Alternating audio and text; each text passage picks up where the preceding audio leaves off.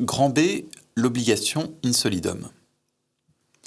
On étudiera successivement la notion d'obligation in solidum, petit 1, puis son régime, petit 2. Petit 1, la notion d'obligation in solidum. On l'a vu, la solidarité est une garantie primordiale pour le créancier, puisqu'elle diminue largement le risque d'impayé. Mais en matière civile, comme on l'a vu, cette solidarité n'est pas présumée, elle doit ressortir d'un texte spécial ou d'une convention. Or, dans de nombreux cas, il n'existe aucun texte ni convention, alors même que le créancier apparaît particulièrement digne de protection.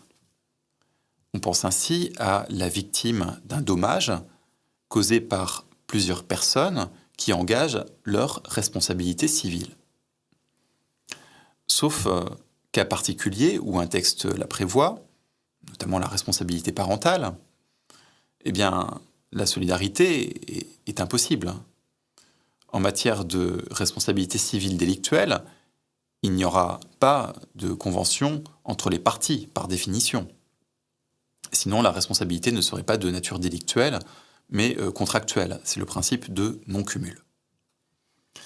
Pour pallier cet inconvénient de l'absence de solidarité en matière délictuelle, la jurisprudence a créé de longue date un mécanisme qui s'apparente fortement à la solidarité. Il s'agit de l'obligation in solidum, et cela résulte d'un arrêt de la Chambre civile de la Cour de cassation du 4 décembre 1939. La doctrine appelle bien souvent cette obligation in solidum une solidarité imparfaite. Son champ d'application privilégié est la réparation du dommage causé par plusieurs auteurs. De façon étonnante, l'obligation in solidum n'a pas été consacrée par le législateur à l'occasion de l'ordonnance du 10 février 2016. On pourrait à la limite s'interroger pour savoir si ces solutions sont à présent contra legem, puisque l'article 1309 du Code civil ne mentionne que des exceptions limitatives au principe de l'obligation conjointe, et il n'évoque pas l'obligation in solidum. Mais la pérennité de cette obligation in solidum ne fait aucun doute, tant il s'agit d'une garantie pour les victimes de dommages en matière de responsabilité civile. Surtout, un projet de réforme du droit de la responsabilité civile a été rendu au garde des Sceaux en mars 2017. Et ce projet apporte une innovation. L'article 1265 du Code civil, tel que réécrit par le projet de réforme, ce texte donc énonce, je cite, que lorsque plusieurs personnes sont responsables d'un même dommage, elles sont solidairement tenues à réparation envers la victime. Si le texte ainsi rédigé était adopté, cela introduirait dans la loi la protection offerte jusqu'à présent aux victimes de dommages causés par plusieurs personnes. Mais le texte précise bien qu'il s'agit de solidarité. On a le terme solidairement. Les règles de réparation du dommage quitteraient donc le giron de l'obligation in solidum pour intégrer celui de la solidarité légale. Le régime ne serait donc plus, en matière de responsabilité civile, celui de l'obligation in solidum, mais bel et bien celui de la solidarité des articles 1310 et suivants du Code civil. Mais bien évidemment, il reste à savoir quelle sera la position du législateur et s'il retiendra la solution proposée par le projet de réforme. Si tel était le cas, et c'est loin d'être certain, le domaine de l'obligation in solidum se trouverait considérablement réduit puisque la réparation du dommage constitue son champ d'application privilégié. Petit 2, le régime de l'obligation in solidum. Quel est précisément son régime à cette obligation in solidum? Sa base est celle de la solidarité passive. Le principal effet en est identique, à savoir une obligation au tout de l'ensemble des débiteurs, par exception au principe de division des dettes. Ainsi, la victime d'un dommage causé par plusieurs auteurs peut poursuivre chacun de ces auteurs pour le tout, car chacun a, par sa faute, causé le même dommage. Peu importe, à ce stade, la gravité des fautes commises par les différents responsables. Ensuite, comme en matière de solidarité passive, le codébiteur qui a trop payé dispose d'un recours en contribution, afin que tous se voient affecter leur part définitive dans la dette. Les calculs à faire seront donc les mêmes qu'en matière de solidarité.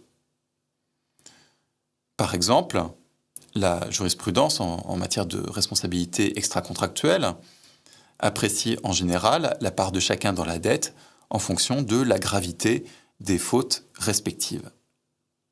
Le projet de réforme du droit de la responsabilité civile, rendu en mars 2017, va d'ailleurs dans le même sens. L'article 1265 du Code civil, issu du projet, prévoit qu'en présence de plusieurs personnes ayant causé le même dommage, ces auteurs contribuent entre eux à proportion de la gravité et du rôle causal du fait générateur. Si aucune de ces personnes n'a commis de faute, la contribution s'opère en fonction du rôle causal de chacun ou, à défaut, à parts égales. Va simplement différer le fondement du recours du débiteur solvens contre ses codébiteurs. On avait vu, concernant la solidarité, que le fondement était double. D'une part, le débiteur qui avait trop payé pouvait se retourner contre les autres sur le fondement du recours spécialement prévu à l'article 1317 du Code civil. D'autre part, on l'a vu aussi, il peut utiliser le mécanisme de la subrogation. S'agissant de l'obligation in solidum, le débiteur solvens ne dispose pas d'un tel choix, pour la bonne raison que cette obligation in solidum n'a pas de base textuelle. Par conséquent, il n'existe pas d'équivalent au recours propre de l'article 1317. En revanche, la subrogation légale peut être utilisée. La jurisprudence a en effet considéré que le débiteur solvens était tenu avec d'autres, ce qui était une condition pour que la subrogation légale soit applicable. Et cette solution n'est pas remise en cause par la réforme du droit des obligations. Plus encore, si le projet de réforme de la responsabilité civile devait être adopté en l'état, eh bien le coauteur d'un dommage ayant désintéressé la victime pourrait se retourner sur le fondement de l'article 1317, puisque ce cas de figure serait rattaché à la subrogation légale. On constate donc que les effets principaux de l'obligation in solidum sont ceux de l'obligation solidaire. Mais il en va en général autrement pour les effets secondaires de la solidarité. Par exemple, l'interruption de la prescription, l'autorité de la chose jugée, le point de départ des intérêts moratoires, l'effet de la transaction, les voies de recours, etc. On a vu que la solidarité, entraîner l'application de règles dérogatoires à l'effet relatif en raison de l'existence d'une communauté de débiteurs se représentant mutuellement. Ce n'est pas le cas en matière d'obligation in solidum. La jurisprudence n'admet pas cette représentation mutuelle et elle écarte donc l'ensemble des effets secondaires de la solidarité passive. C'est la raison pour laquelle on parle souvent de solidarité imparfaite pour évoquer l'obligation in solidum.